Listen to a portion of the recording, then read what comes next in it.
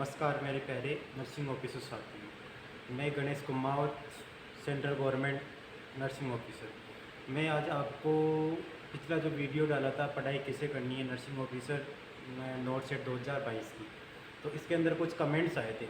उन कमेंट्स के आधार पे मैं आपको आज वीडियो बनाया। वीडियो के अंदर जो भी कमेंट्स के बारे में डिस्कस करना है, जो कमेंट्स को उनको अच्छी तरह से बताना है, उसके बारे में आज मैं वीडियो के अंदर विस्तार से बताऊँगा, जिससे कि आपको जो भी कमेंट्स हैं उनकी अच्छी तरह से आपको जानकारी मिल सके। और वीडियो के लास्ट में आपने जो भी सब्जेक्ट है नर्सिंग की, उसमें एग्ज़ाम में कितना % वेटेज रहता है उसका क्वेश्चन आंसर का, वो भी लास्ट तक बताऊंगा आपको।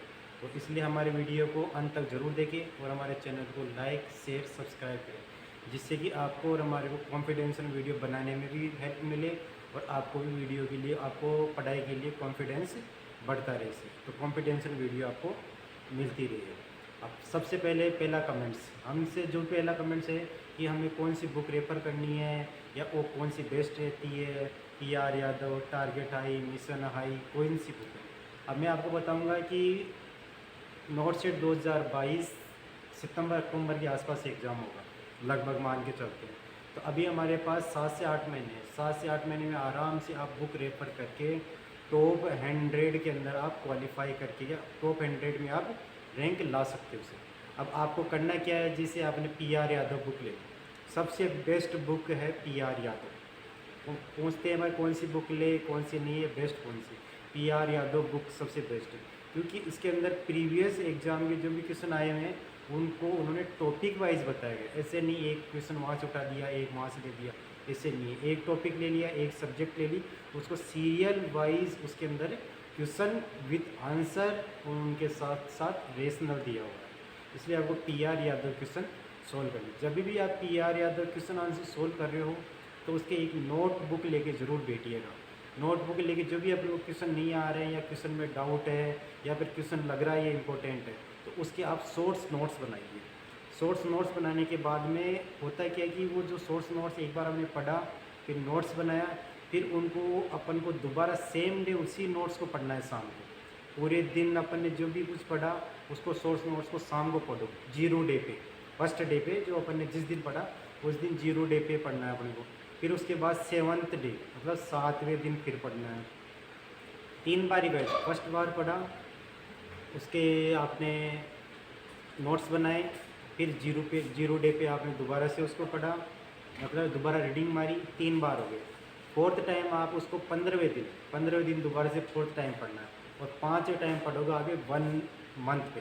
तो आपको 5 बार कोई क्वेश्चन सोल्व करने पे आराम से आपको लॉन्ग टाइम तक याद रहेगा। और दूसरा एक तो हो गया ये। अब कहते हैं कि भाई क्वेश्चन आंसर के अलावा हम उसमें इमेज बेस कहाँ से लें। इमेज बेस अपने खूब सारे यूट्यूब चैनल हैं, खूब सारे ये कोचिंग वाले हैं, वहाँ से ले लो।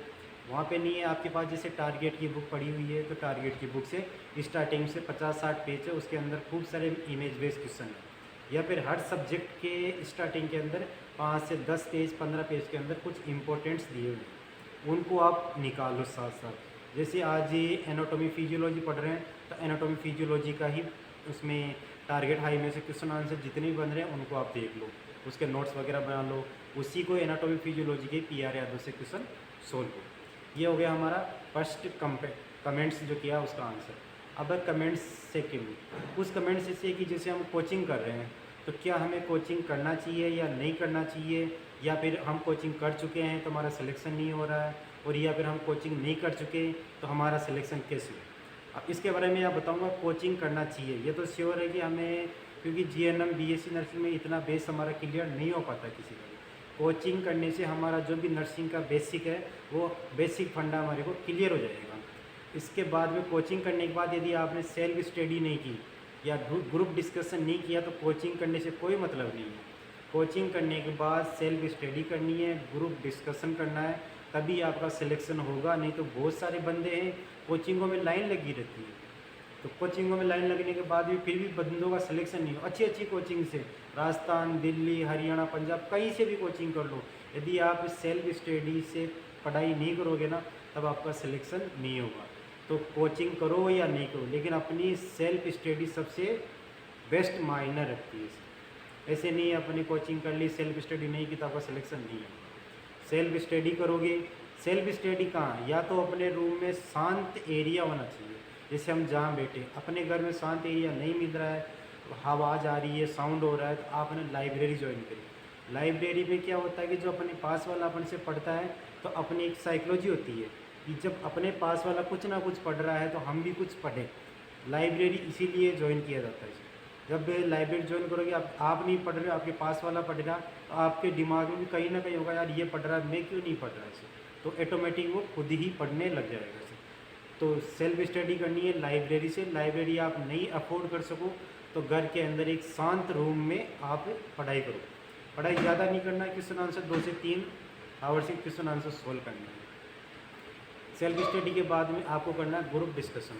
ग्रुप डिस्कशन कर लिया, ग्रुप डिस्कशन करने के साथ साथ ही उसमें जो भी अपने फ्रेंड सर्किल है उसके अच्छा जो क्वेश्चन नहीं आ रहे हैं उनसे डिस्कस करो, जो आ रहे हैं या उनको बताओ, जिससे कि आपको भी ज़्यादा नॉलेज मिलेगी, आपको वो क्वेश्चन ज़्यादा लॉन्ग टाइम तक याद रहेंगे। अब मैं आपको लास्ट में बताता हूँ कि कौन सी सब्जेक्ट का कितना वेटेज होता है। और इससे पहले एक चीज़ बताता हूँ, PR यादव अपने पढ़ ली, टारगेट हाई से अपने इमेज बेस्ड क्वेश्चन या फिर कुछ इंपॉर्टेंट्स वो अपने निकाल दिए। इसके बाद आता है क्या हमें 2 बुक से हमारा सिलेक्शन हो जाएगा नोट सेट से? नहीं, आपको इसके साथ साथ एनक्लेक्स, सॉन्डर्स वाली कुछ भी ले लो, एनक्लेक्स वाली बुक से आपको क्वेश्चन आंसर सोल्व करना है। ज़्यादा नहीं करना हो, 1 आवर 2 पर डे की, PR यादव को 2 घंटे पर डे दो 200 क्वेश्चन, और एनक्लेक्स को 1 आवर 20 से 30 क्वेश्चन पर डे निकालो। इससे आपका मनोबल बढ़ेगा, ज़्यादा से ज़्यादा क्वेश्चन आपको आएंगे। क्योंकि PR यादव पढ़ने के बाद वो एनक्लेक्स है ना, आपको 50 से 70-80% आपको ओरली याद हो जाएगी। भाई यार ये मैंने तो PR यादव में क्वेश्चन पढ़ा था और ये क्वेश्चन तो एनक्लेक्स में भी है और इसका आंसर मेरे को इजीली आता है। तो फिर आपके जो पढ़ने की ललक होती है ना, इच्छा होती है ना, वो आपकी ज़्यादा हो जाएगी, जिससे कि आपके मैक्सिमम क्वेश्चन आपके सही होने लग जाएंगे। अब मैं लास्ट के वीडियो में मेन पर्पज़ से आपको बताऊँ सब्जेक्ट का कितना % वेटेज रहता है। हाँ, सब्जेक्ट के वेटेज में 2 प्रकार से होता है। एक तो नर्सिंग होता है 90% नर्सिंग होता है, और अदर आता है अपने 10%। नर्सिंग के अंदर है anatomy, physiology, medical surgical nursing, ये होता है 25 to 30, 25 से 30% ये क्वेश्चन आंसर कवर करता है ये एग्ज़ाम के लिए। सेकेंड होता है fundamental of nursing. Fundamental MSN के बाद में फंडामेंटल ऑफ नर्सिंग से ज़्यादा क्वेश्चन कवर होते हैं, ये होता है 15 से 20%। फिर उसके बाद में आता है OBG and gynaec. OBG and gynaec होता है 8 से 10%। साइकेट्रिक होता है 8 से 10%। पीडियाट्रिक होता है 5 से 10%। कम्युनिटी हेल्थ नर्सिंग होता है 2 से 5%। फार्माकोलॉजी से मेडिकल सर्जिकल में अपन पढ़ते हैं, और फार्मा में अपन पढ़ते हैं इसमें। तो इसमें फार्माकोलॉजी में 2 से 5% कवर होता है, मतलब 200 क्वेश्चनों में आपके 10 से 12 क्वेश्चन आते हैं। न्यूट्रिशन माइक्रोबायोलॉजी के 2 से 5% कवर होता है। 2 से 5% का मतलब हो गए 5 से 10 क्वेश्चन के आसपास हो गए। इसके बाद में हॉस्पिटल से रिलेटेड जैसे एडमिनिस्ट्रेटर हो गया, एडमिनिस्ट्रेशन हो गया, रिसर्च हो गया, स्टैटिस्टिक्स हो गया, एविएट्स हो गया जो कम्युनिकेशन में आता है, इनसे लगभग 5-7 टॉपिक है, इनसे 2 से 5% क्वेश्चन कवर होते हैं। लास्ट में आता है साइकोलॉजी एंड सोशियोलॉजी, जो बहुत माइनर क्वेश्चन आते हैं, कम आते हैं, 1 से 2% आते हैं, मतलब कभी कभी 2-4 क्वेश्चन आ जाए तो आ जाए, नहीं इसमें ज़्यादा कवर नहीं होते। नर्सिंग के फर्स्ट देख लिया अपने सब्जेक्ट वाइज। दूसरा होता है नर्सिंग के अलावा सेकेंड के अंदर हॉस्पिटल से सबसे ज़्यादा क्वेश्चन अपने कवर होते हैं किस से? OT से होंगे, IC से होंगे, रेडियोलॉजी। OT के अंदर इंस्ट्रूमेंट क्या है, इंस्ट्रूमेंट के अलावा जैसे अपने जो भी जितने भी मशीनें वगैरह मशीनें के बारे में देख लिया, कोई भी प्रोसीजर कर रहे हैं प्रोसीजर के बारे में देख लिया, या फिर एनेस्थीसिया मशीन के अंदर कौन सा सेफ्लोरिन या कौन सा है उसके बारे में क्वेश्चन पूछ लिया, कौन सी ट्यूबिंग्स होती है, सक्शन मशीन का कोटरी के बारे में, बाईपोलर मोनोपोलर कोटरी के बारे में पूछ लिया, इनके बारे में OT से क्वेश्चन निकलते हैं। जैसे गोज मोप, इसके अंदर लाइनिंग होती है, लाइनिंग क्यों लगाई जाती है, क्यों नहीं लगाई जाती है, इसका पर्पज़ क्या है, और गोज मोप की कितनी लेयर होती है, 8 लेयर होती है, 6 लेयर होती है, कितनी लेयर में है, ये क्वेश्चन पूछ लिया जाता है। आईसी से जितने भी पेशेंट से रिलेटेड है, जैसे इन्वेस्टिगेशन हो गए या इन्वेस्टिगेशन का सीबीसी की नॉर्मल रैंक ऊपर नीचे क्या है, लेबोरेटरीज वैल्यू क्या क्या है, उसके अंदर आ सकते हैं। और इसके अलावा आईसी पे जो भी इंस्ट्रूमेंट वगैरह यूज़ हो रहे हैं या फिर जो भी वहाँ आसपास जो भी मशीनें वगैरह यूज़ हो रही है उसके बारे में हो गया। रेडियोलॉजी के अंदर उसका रेडिएशन का फैक्टर क्या होता है या रेडिएशन का साइन क्या होता है, या रेडियोलॉजी के अंदर एमआरआई मशीन की फ़ोटो दे दी, सीटी स्कैन की फ़ोटो दे दी, या फिर एबीजी की फ़ोटो दे दी आपको, एंजियोग्राफी की फ़ोटो दे दी, या मशीन की फ़ोटो दे दी, ये पूछ सकते हैं। और ओटी और आईसी से सबसे ज़्यादा पूछा जाता है WHO चेक लिस्ट। हर एग्ज़ाम में एक क्वेश्चन ज़रूर आता है WHO चेक लिस्ट का।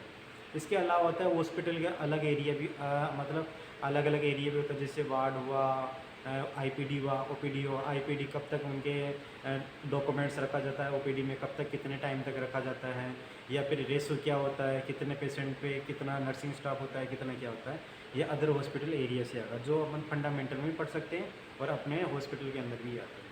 अब इसके अलावा 90% ये नर्सिंग का हो गया। अब इसके आता है 10% अदर।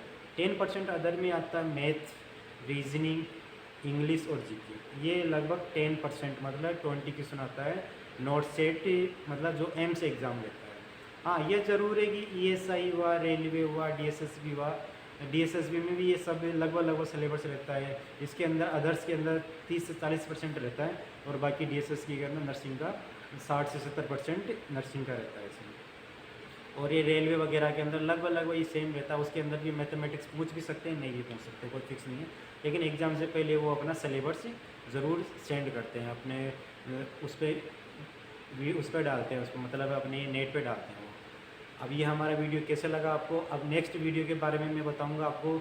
जो भी इंस्ट्रूमेंट है ओटी आईसी वगैरह में जो भी इंस्ट्रूमेंट यूज़ होने हैं उनका वीडियो, और मशीनें कौन कौन सी होती हैं, जैसे सक्शन हो गया, कोटरी हो गया, जो ओटी के अंदर पेडल हो गए, ओटी टेबल हो गई, और सर्जरी के अंदर जो मेन अलग अलग सर्जरी के अंदर कौन कौन सी सर्जरी होती है, उनमें अलग अलग इंस्ट्रूमेंट या फिर अलग अलग मशीनें पाई जाती हैं, तो उनके बारे में ज़रूर बताऊंगा। इसलिए हमारे चैनल को लाइक, शेयर और सब्सक्राइब करें।